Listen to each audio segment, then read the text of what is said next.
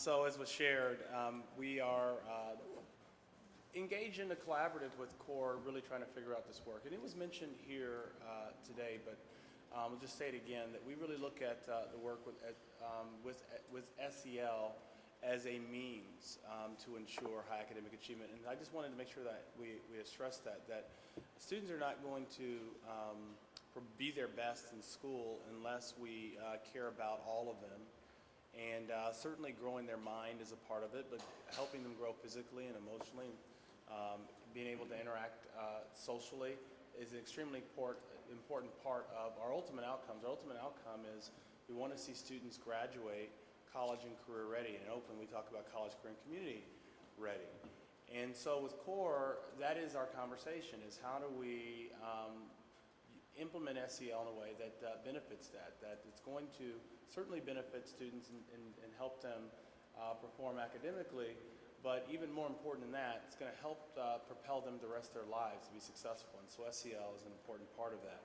And a lot of the conversations that we're having, obviously there was work that predates us, but the conversations we're having now, not just at the superintendent level, which are important conversations, but also our teams are having, is just really recognizing that what some of the research is saying, and that is just that some of the SEL skills, many of the SEL skills will perhaps be more important than, in terms of long-term success for our students, than some of the academic outcomes that we have been talking about for so many years. And so that's an important part of our conversations, and how we begin to take that understanding and operationalize it in our districts is something that we are talking about deeply.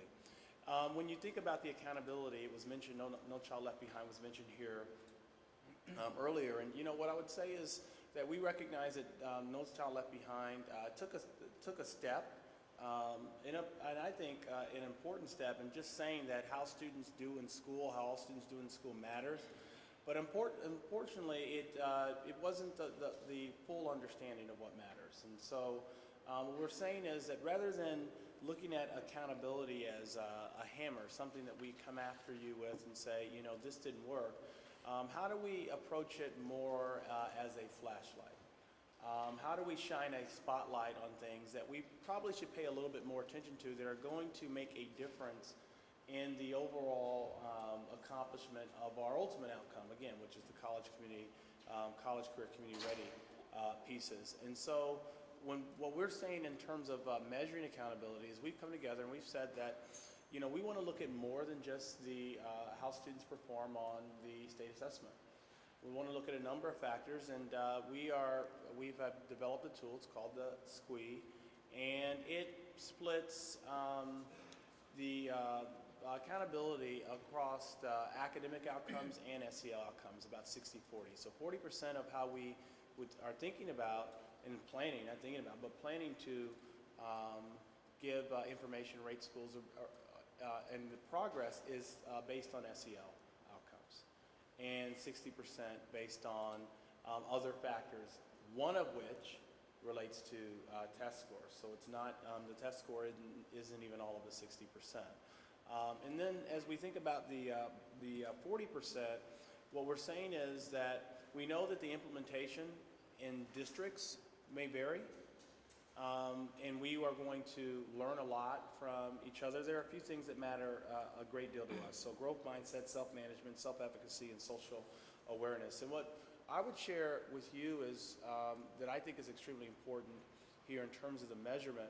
And we're seeing this in some of the pilots. We've done some piloting of some of the measurements, and the data is with the schools and in some cases with the individual classrooms, the results. But what we're seeing is that the self-reporting is mapping very well to aligning very well to what you see in terms of some of the more quantitative measures of student outcome, GPA and attendance and other things. And so I think it's really important, just say me personally, and we're talking about this in Oakland, Curtis will probably expand on it, is not for us not to overcomplicate this.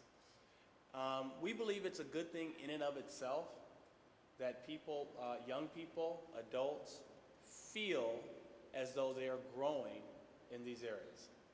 We believe that it's an important data outcome that young people feel that they have a greater understanding of who they are, that they are able to understand the importance of perseverance. They begin to connect success with things that they have, opportunities they have within their grasp to impact, and not just see success as things that other people do to them.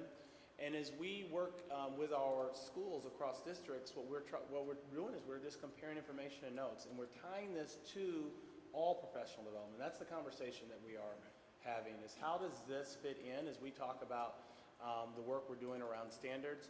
How does this become just the work that we are doing? And so if we're talking about standards, we should be talking about social-emotional learning. We're talking about instructing our students and teaching and helping build pedagogy, then social-emotional learning should be an important part of that. And connecting with students, building relationships, how we interact with each other are important components of that. And so I would just leave and close with that, just that I think it's really important as we do this work that we don't overcomplicate it. We are hardwired as people to do this. We are hardwired as people to interact, to get along, and to help each other grow. And then we obviously benefit when we help lift up the personal development within individuals. That's how we are successful. And so I think that what we are saying is let's not overcomplicate the measurement. We'll learn a lot, but getting information from people and how they feel about their growth is a very important data point, and we are approaching it as such. Thank you, Antwan. And Curtis, can you talk a little bit about how SEL is being implemented at the site level in OUSD? Sure. I'm going to talk really fast. I'm going to take full advantage of my 5 minutes. So I have a little bit of a laundry list, and I have a couple of key points. My first key points is that just a question that was just posed is I actually can't start with the classroom. So I want to start just to read something from Margaret Wheatley that I start every time I talk about SEL, which is a quote from her that says, "In organizations, real power and energy is generated through relationships. The patterns of relationships and the capacity to form them are more important than tasks, functions, roles, and positions." And I say that, and I start there because I don't think we can talk about individual teacher, adult, student interactions or student-to-student interactions outside the context of our school community. And so we often talk about SEL in Oakland as being from the classroom to the boardroom.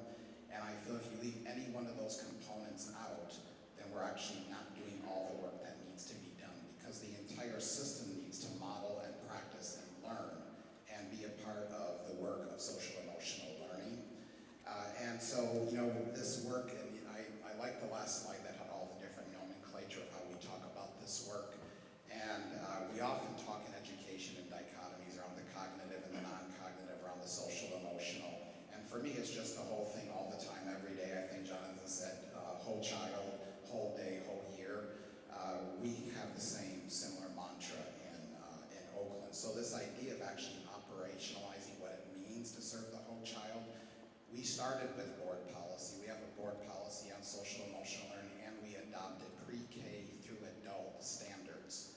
So we can actually look at our standards and have that inform actually how we even norm, how we hold board meetings, how we hold professional development for adults, and expectations just around how students treat each other and are engaging with adults and how adults are engaging with students.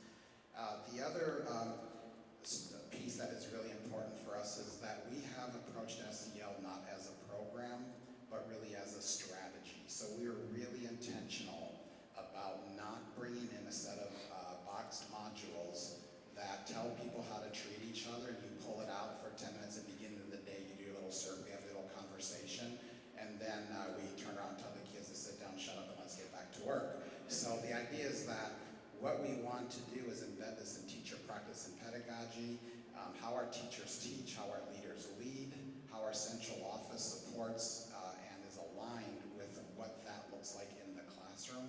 And again, that our board policy is actually supportive of that. The other piece is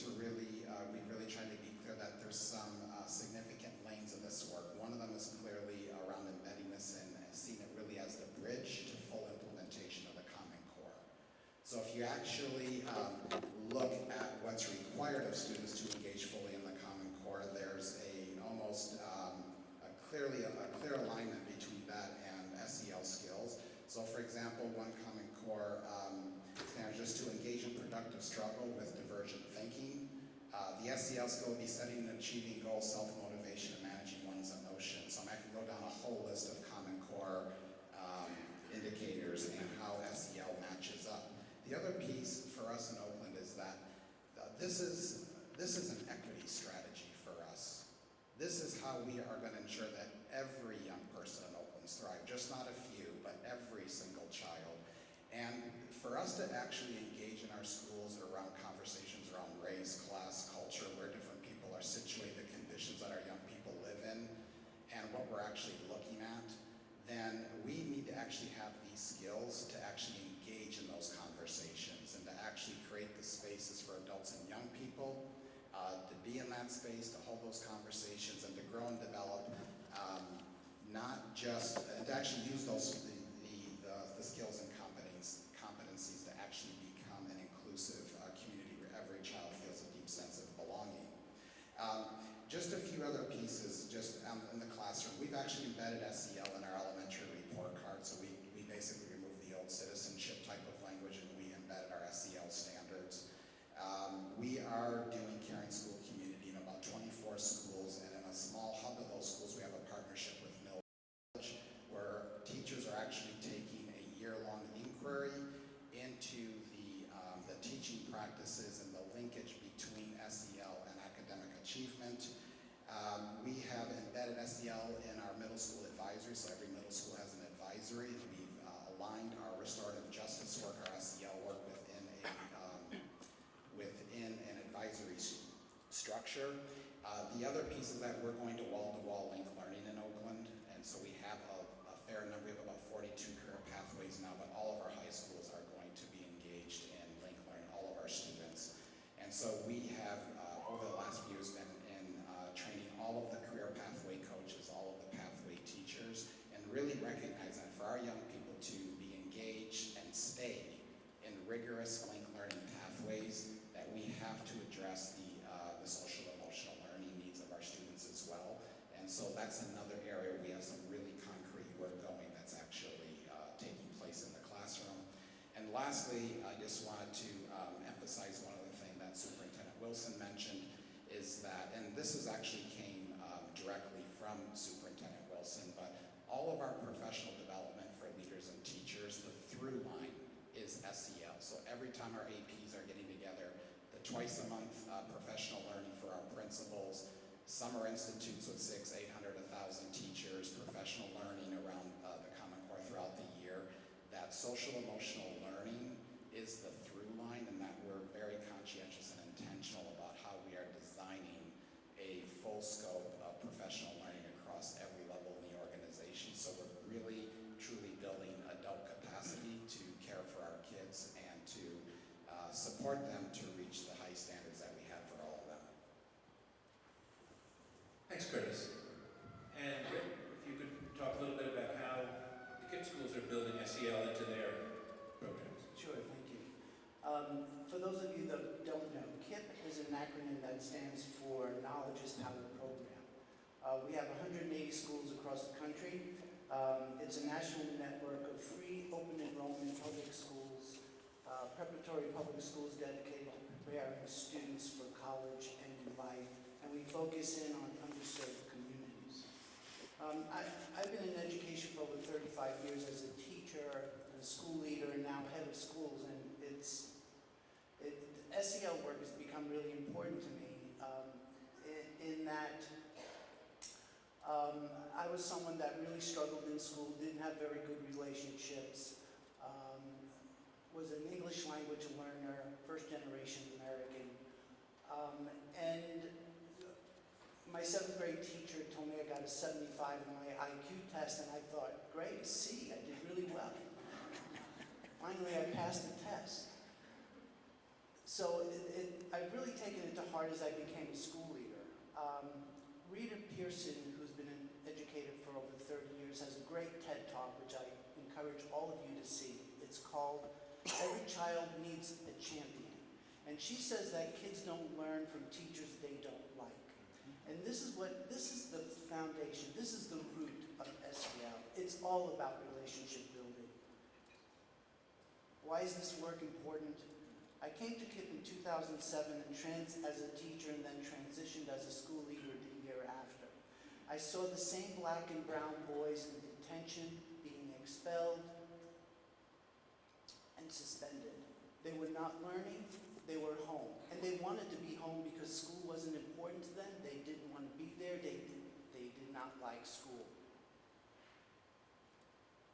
It was cool to be bad. I made 3 moves as a school leader. I moved teachers out that had the wrong mindset, and I hired teachers that believed in the whole child. I made literacy the foundation of the school, and I professionally developed all of my teachers around restorative practices and social-emotional learning. Within 3 years, our suspension rate went from 7% to 0.5%.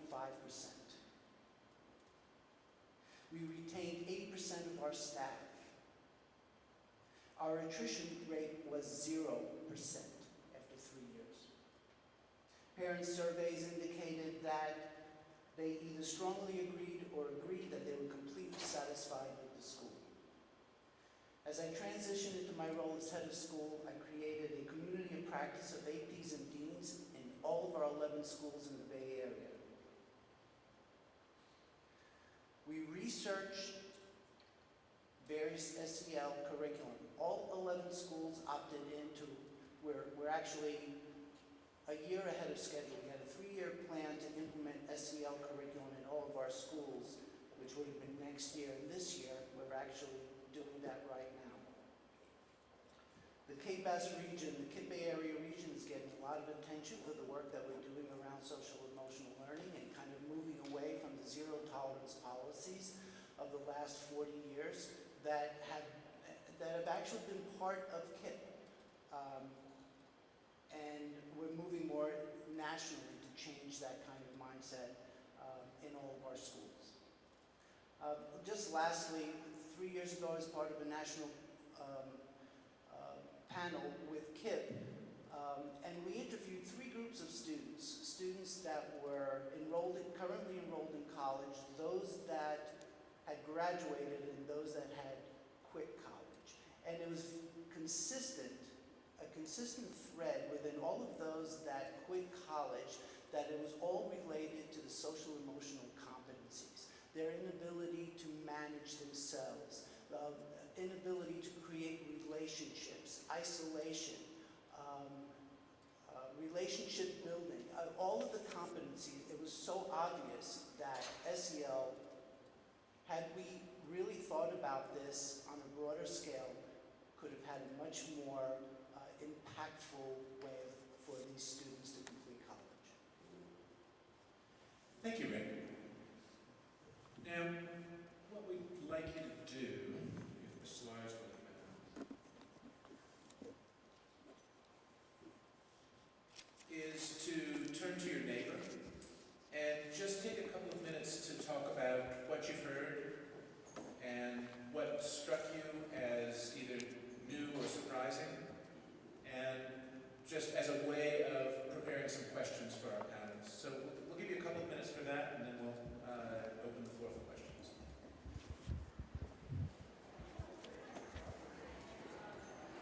Second step for elementary and middle school connect. Yeah, it's one of the 4, actually there's a study that just came out that School Connect is one of the 4 programs. When you look at time, investment, and money, and the benefits, it's just remarkable. What's their cost? It's not that expensive. It's about, I want to say about $1,000 per module, but you can get, a school can get 1 for 5th, 6th, 7th, any grade level, and then make copies. They have an online resources as well. School Connect is mostly online for high school, and it's actually, we do it with our ninth graders in particular because it's organizational stuff. It's really good. It'd be good to connect. And then you might do other processes, but certainly the, you know, like the learning school, middle school. Yeah, I know, that's what I'm thinking. Curious to see what the connection is with the advice. What's the Avid too? Absolutely. What Avid's doing. So Yeah. the organization is It's huge. There's a guy in Austin. We went to visit the Austin Independent School District. He's really got a pretty comprehensive SEL program. And he was doing his math, and he's got a lot of statistics about grades, GPAs. Those kids who have taken that class. Fewer kids leaving school. Suspension rates are down. I mean, it's pretty simple. that's great. And they have a great website. You guys have a good website too. We've been working real hard at it, but Okay. I want to do one for KIPP. Our colleague Katie Brackenridge will be walking around the room with a microphone, so if one of the tables has a particularly he's urgent he's question, like that. she will come to He's you. a huge champion of moving more. Are there questions for our panelists? Or I think it's fair to say if there are questions for Jonathan or Hillary, those are also, the floor is also open to those. In the initial stages, you guys have been doing it for a while, and you restored 5 to 6 teams. There.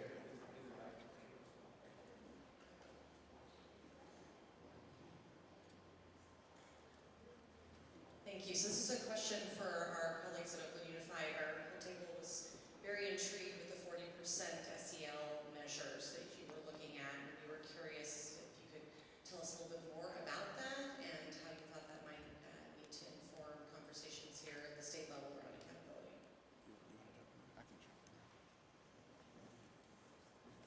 So the 40% that's part of the SQUE for the core waiver includes things like looking at chronic absence and suspension rates. There's a whole range of factors in there. We've also embedded in the California Healthy Kids Survey and grades 5 to 12 a whole set of self-report questions on SEL behaviors and beliefs. So those are two of the big pieces. I mean, the core does use the attendance suspensions, redesignation of English language learners as part of the SEL climate and culture data set. We're also piloting the DESA in 5 of our schools, which we think has some promise, and we are going to see how that goes this year with the possibility of scaling that instrument. I would just add on just the tail end. I do think that there are things that we are doing that do have implications for the state. I think that, you know, as we, particularly the comment around moving away from accountability as a hammer and more as a flashlight, and then really scaling up a set of tools for schools as they learn certain information about themselves and being able to take those tools and implement them. Because, you know, we believe that, you know, certainly from a district perspective, but also at the local level, at the school perspective, they want to get better. And so how do we identify data, provide data that answers the types of questions that we believe need to be answered about school quality? And so I just wanted to emphasize that I do think, and we're still learning, but I do think the pace we're on is something I'd love to see. I just had one quick thing is that we've also embedded SEL into our teacher and leader growth and development systems. So the new performance appraisal systems we're building out and rolling out for both teachers and leaders has the SEL embedded in those 2 instruments. Oh, yeah. Hello. Our Restorative Schools Vision Project, Restorative Justice nonprofit, we look to Oakland Unified as we love the work that you're doing, and we believe in our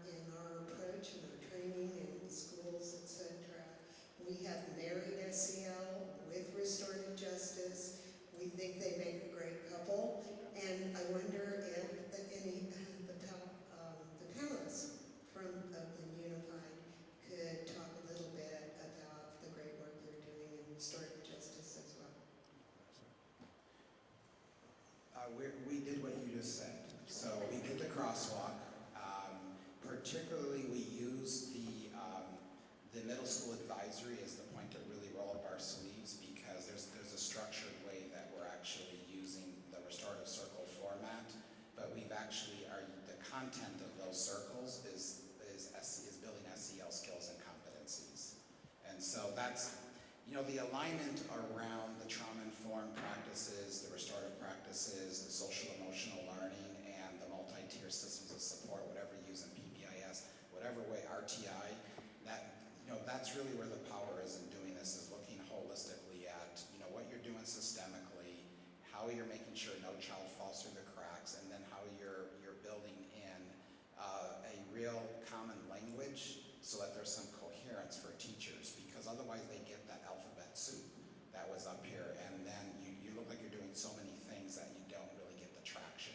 So I think the work that you just named of actually looking at the intersection of these pieces is crucial for how it's actually taken up and the implementation fidelity at the site level. I would just add really quickly, because I think it would be wrong for us not to mention this.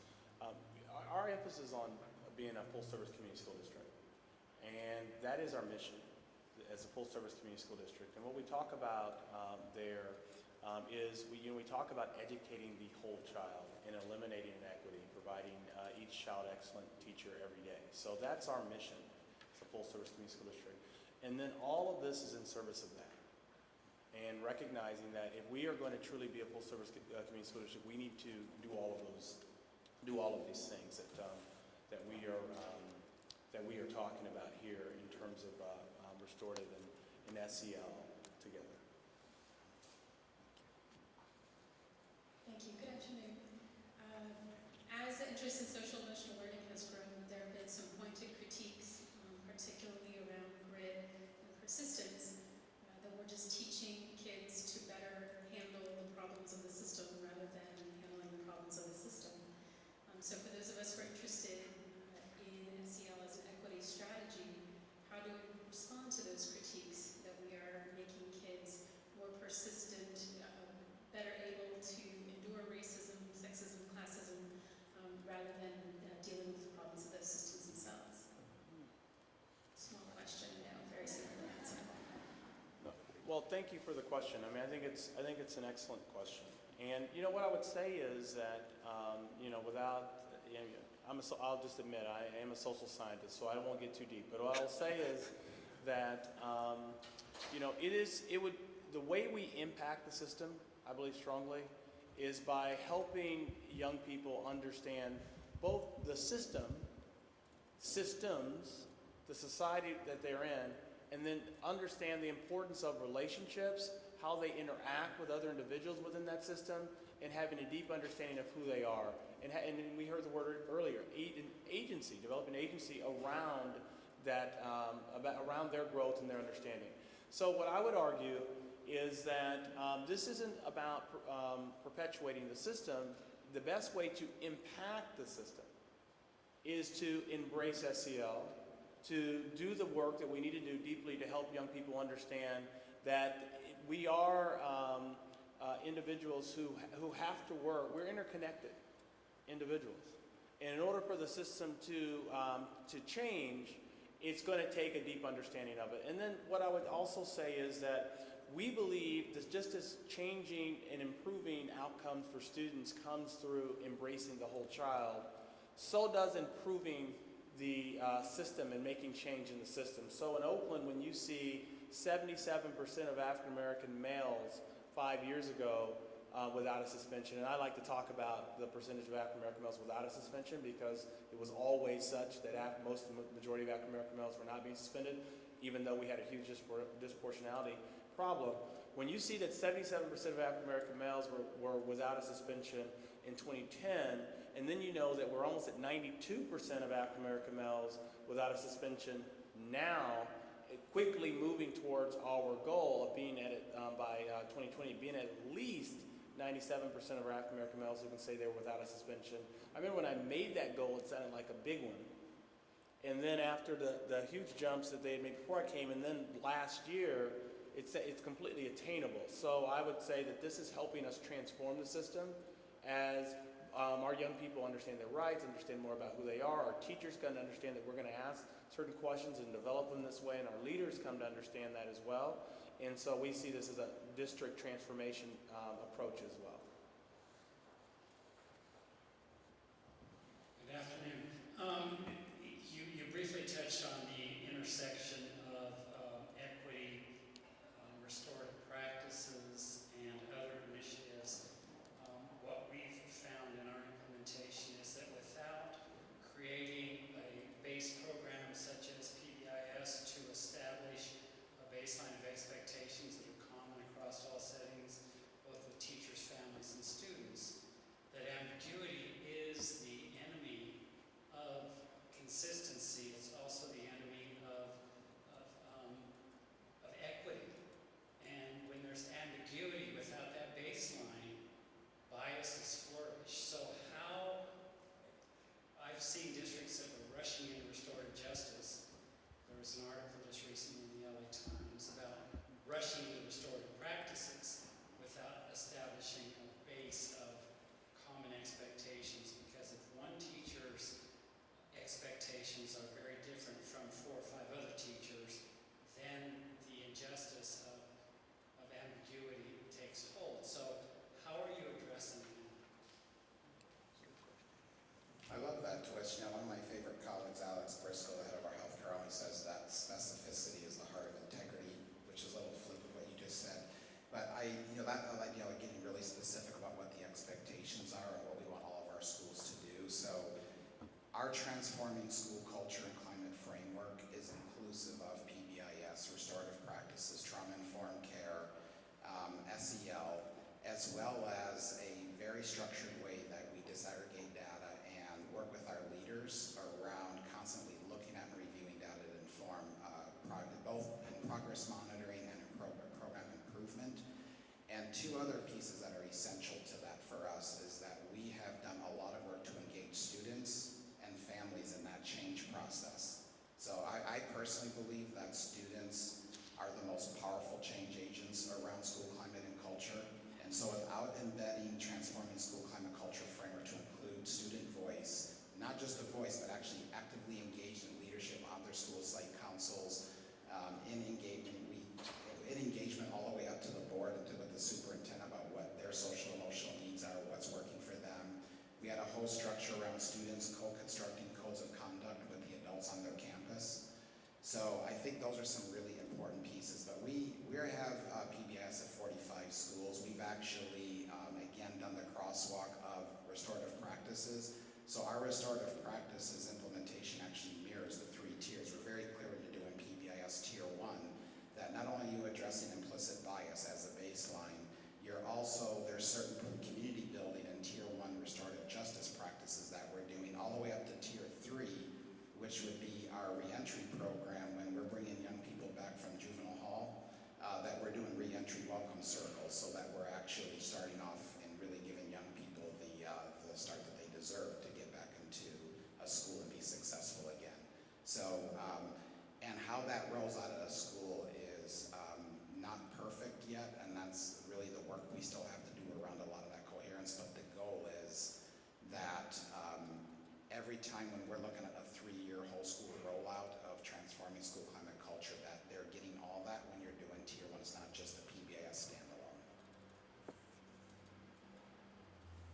Okay. Time for one more question. I was just wondering, when you talked about letting some teachers go and hiring others, maybe to take their places, how did you know that these teachers were not doing what you wanted them to do or couldn't do it?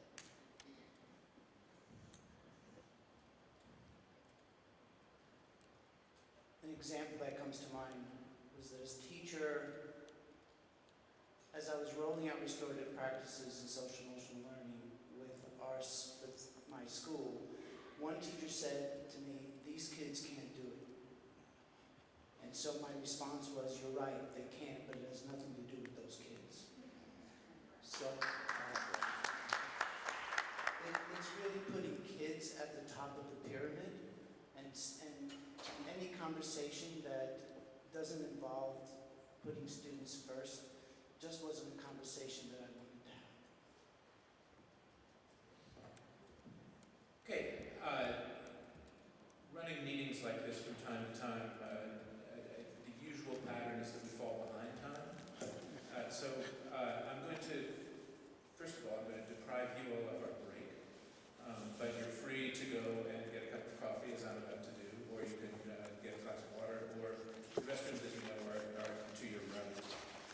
And there will be plenty of opportunities for interaction over the course of the day, so eliminate the informal networking time. But I would like to give our panelists just 1 minute each. If there's a final comment that you'd like to make or something you'd like to say to sum up, I think we'd like to give you that much time. You know, I won't say a whole lot other than that this is the right work. Again, not allowing too much brain damage as we try to figure out and stay in an argument as to whether or not it's a question of academic achievement or it's a question of SEL. We know that educating the whole child, it all matters. And so not tripping ourselves up. In this moment, I was reflecting with Curtis earlier, and I was sharing that it's really important that we capture this space that exists now, and we get some tangible progress. We see some intangible improvement in our schools. Or otherwise, what will happen is, I'm just really concerned that what will happen is attention will be diverted other places. And so I just want to encourage us not to allow this to get too complicated, and that we really know that this is the right thing. And so how do we begin to come together, learn from each other, and make sure that we get some tangible wins? You know, given that we're sitting in Sacramento, I was just thinking that, you know, if we are truly going to realize the promise of the LCAP, that the work around the SEL is at the heart of us getting LCAP right. And I actually think there's a pretty small window of us getting the LCAP right, because if we don't actually capitalize on this and actually start embedding in the way that we measure and do business, then I think like the fear would be that we just have another big compliance tool and it becomes cursory, that we say we checked off that we talked to some parents, we talked to some kids, and we think the money is going to the kids that are furthest from success. And so I think the SEL is actually a real way for us to lead, to say that we're not going to let the moment pass, to realize that LCAP is intended to do what we all are sitting here to do, which is to make sure that every young person in California, regardless of when they arrive, what language they speak, what zip code they live in, actually graduates college career community ready.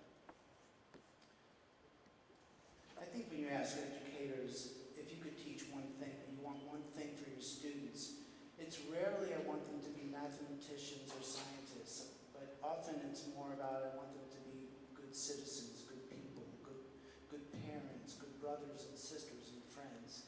And I think SEL is the key to developing that whole child. It's not new work. It's been around for a very long time, but it's happening now, and it requires all of us